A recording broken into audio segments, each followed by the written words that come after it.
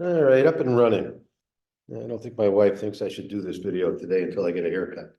So a little unkempt, but we're gonna work with it. All right, so just thinking about minus b over 3a today. Just exploring a little bit. Yeah, probably done most of what I'm gonna talk about already, but got another little twist to it, so I thought we'd explore it. So we're gonna talk about linear, quadratic, and cubics very shortly. The cubics, but we're gonna keep A positive, easier to look at. So if A is positive, I got an increasing linear function, and it definitely hits 0. And that happens at minus b over a. It's important. And minus b over a, yeah, I don't want to say anything about that. We'll put the number 1 here. I think that means it's, in our context, we're looking at a linear dimension, one-dimensional picture. And if we substitute minus b over a, even if you're an algebra 1 student, you should see the a's cancel, and minus b plus b does indeed get us a y value of 0. All right, it's ax squared plus bx plus c.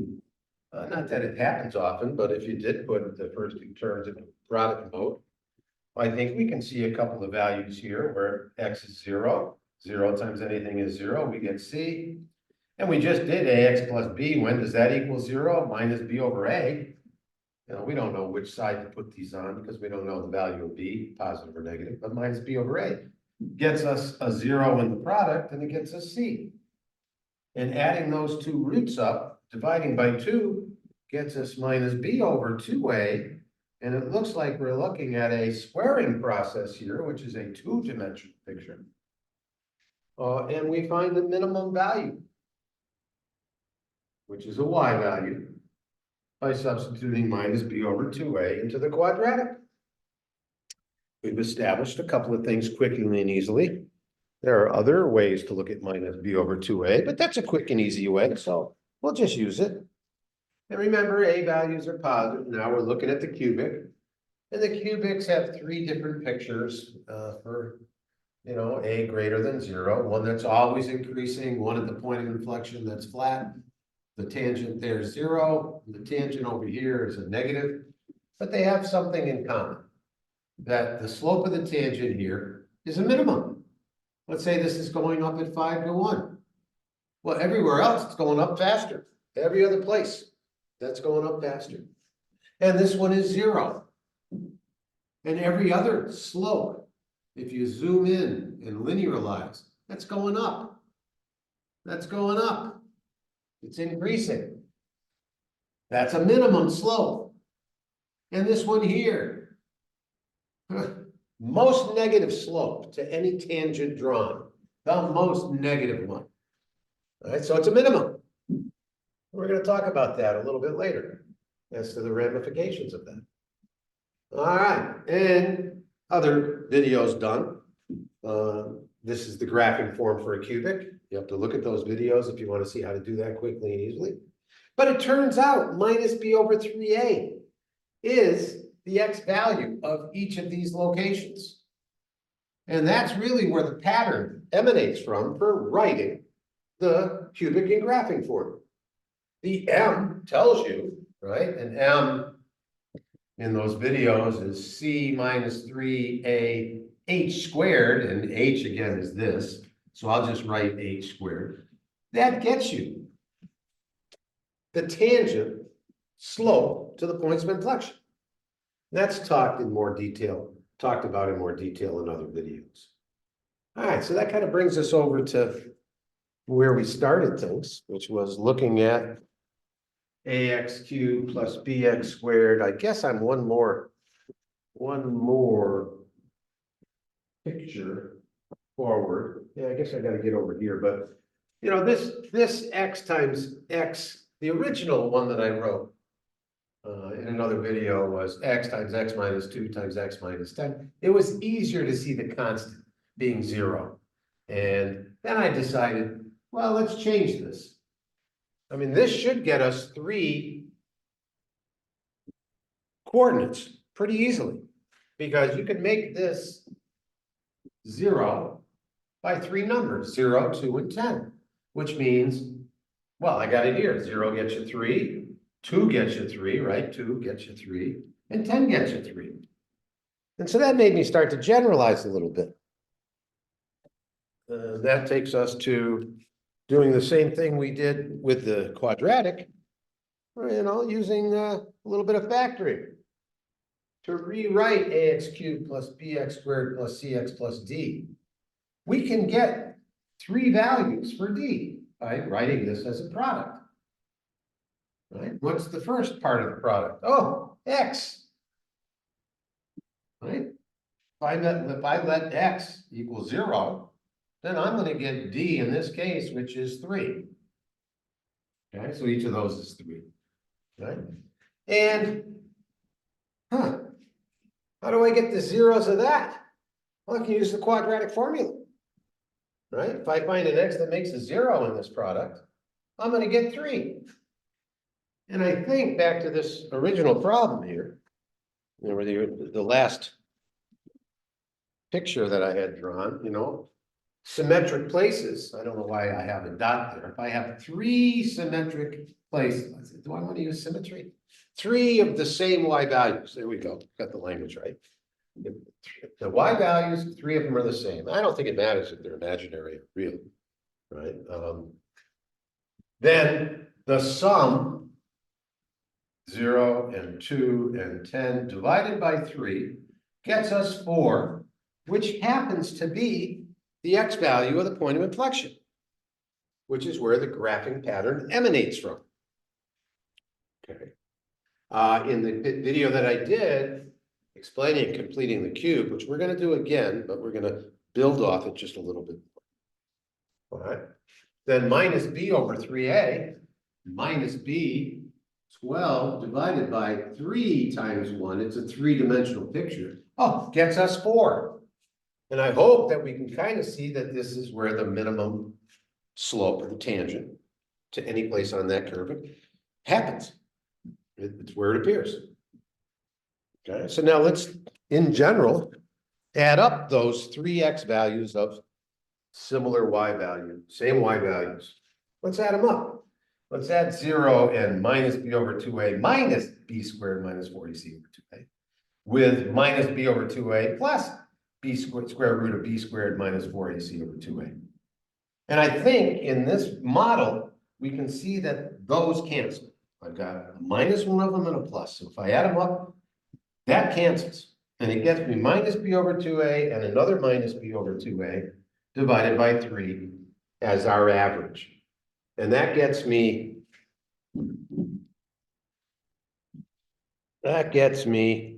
minus 2b over 2a, right? I got 2 of them. So the 2's cancel, which gets me minus b, and division by 3 is the same as multiplying by a third. And that gets me minus b over 3a. Just a slightly different perspective on any values that get you the same y value. We can see the positioning of the point of inflection. All right, so what's going on? Take it further geometrically and otherwise. And this has been done already, but I've got 300 videos up there now, so it's kind of hard to find things. I wish I had things organized better. But here's the one that I did for completing the cube. X minus 2, x minus 10, x. Right? It's not the greatest drawing. But if you take those roots and you divide, you get the number 4, which is really the evening off, making this a perfect cube, right? Because a perfect cube you can use cube roots on, right? But it means that, it's a little more complicated than completing the square. But it does get us the first 2 terms. I mean, I did multiply x minus 4 cubed out, and I get x minus 4 times x squared minus 8x plus 16. And if I add these things up, I did it out over here, this is what I get. And we can certainly see minus b, 12 divided by 3 is 4. And what happens when I put a 4 in here? I get no value. I don't get any value. If I put a 4 in here, right, I get 2 times minus 6 times 4. right, which is minus 48, I believe. Well, that just tells me the y value of the point of inflection, right? And I'm gonna get the same thing over here if I plug a 4 in. I'm not gonna take the time to do it. But if I put a 4 in, the first two terms gives me a nice pattern. This is 3 times the size of that, and it's opposite, right? In the quadratic, it's 2 to 1. We have a quadratic here, right? If I put, well, I gotta get minus b over 2a first, which is 4, also 4, by the way. Of course, it has to be, because anyway, just figured that out. If I put a 4 in here, that's minus 32, and that's 16. We get a 2 to 1 in the squaring function. Right? So just an interesting pattern. But let's look at some numbers and let's look at some geometry and let's see.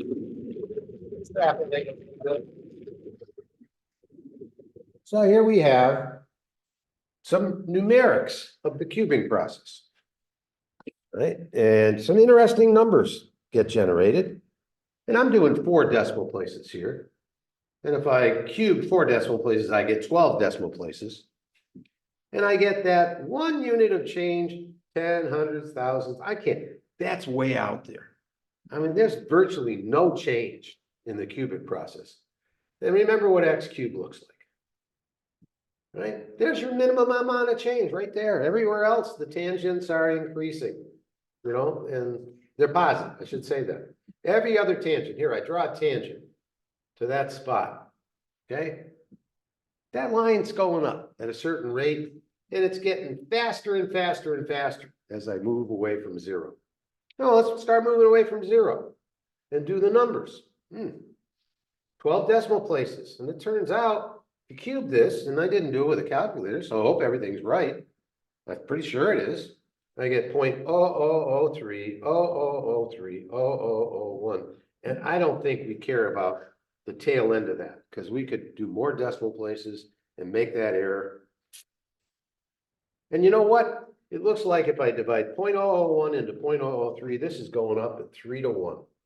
And if I do it for 2, I cube this, I get 0012, 0006, 0001. Sure looks like that number's 3 times 2.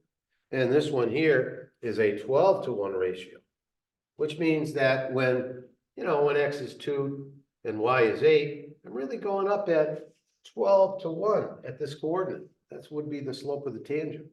And then I went to 2 decimal places because I thought, yeah, I just decided to. And I get 0.27 as my first 2 decimal places if I cube this number, 3.01. And if I get rid of the last 4, it's not as accurate as, you know, smaller changes, but we can still see 27 to 1. And believe it or not, there's a pattern here. Now, what are you doing to get these numbers? Well, turns out you're doing the following from a geometric standpoint. You have a box, and I'm going to say it's a 2 by 2 by 2. So that's what you're looking at. 2 by 2 by 2. And I'm going to make the volume just a little bit bigger by plugging a little manipulative here. And then I'll show you that manipulative a little bit more later. But I'm just slotting it in and putting a little layer. And let's pretend this box is a solid. Well, it just got a little bit bigger. Okay, and so let's look at what I have here. Well, what are you looking at? Wish it wasn't black. You're looking at a square. And you're looking at another what? Square. And the third one is, they're all black. I wish I had some other color here. Oh, this one here. I'll slot this one. All right. What do you got? You got a square, a 2 by 2 square. And here you got a 2 by 2 square, and the last side is a 2 by 2 squared. And 2 times 2 is 4 units of area, surface area. And there's one more dimension. It's right here. Pretty thin, isn't it? It's, you know, I think it's pretty close to, because I measured this. I measured this. I got to see it here. I measured this, right? And I found out when I took a measurement to it, it was 0.0001. Very accurate measurement on my part. So this actually has volume. And when I slot it on this 2 by 2 by 2, what I'm really doing is kind of, remember, this has got solid. This is a solid. I am making a little layer of paint here. And I did that to 3 sides. And if I measured the paint, it would measure 0.002, 0.0012. Because this would be 4, and this would be 4, and this would be 4 units of square area. And I've got 3 sides. And that's actually the derivative of x cubed. That's the rate at which x cubed is changing.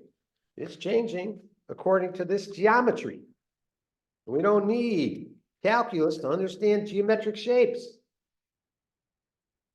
And if I kept slotting cube after cube after, I don't even know. There's 1, right? I just made 1. The next one's got to be a little bigger. That dimension's got to let, and eventually if I did, let's see, 10, 100,000, if I did 10,000 of these, I would be at a 3 by 3, right? And if I add it up, I need a symbol. And I think I'll use the following symbol. Looks like an S for sum. Looks like a sum. If I kept adding up 1,000 of these from 2 to 3, then I would have a cube that was a 2 by 2 by 2, and then a new one that's a 3 by 3 by 3. And I think I would get 19 units of volume. And you can think of 3x squared dx as rate of change. And I think a dx is time for right now. But that's a rectangle. Height times width. And so therefore, if I did 10,000 of these, they're pretty thin. I didn't get too far. That would add up to 19. And you can do a spreadsheet and look at it. You're not going to be off by too much. I've done spreadsheets, where I've done 100 of these things. And even just 100 of them get you tremendous accuracy. And that's a Riemann sum. Right? Did I say everything I wanted to say? Yeah, I think I did. So what is the graphing form of the cubic based on? Completing the cube. What's completing the cube? Evening off the sides. And remember, if there's no volume, then those side lengths give you the roots. And if you add them up and divide by 3, the average of the roots, turns out it's minus b over 3a. Something to think about. All right, so I hope I get the brain working a little bit. And where is it going to go? I don't know. That's the nice thing about one topic leading into another. We'll see where it goes. We're going to start playing with it in class after midterm. All right. I'll see you in class in another hour. Ta-ta.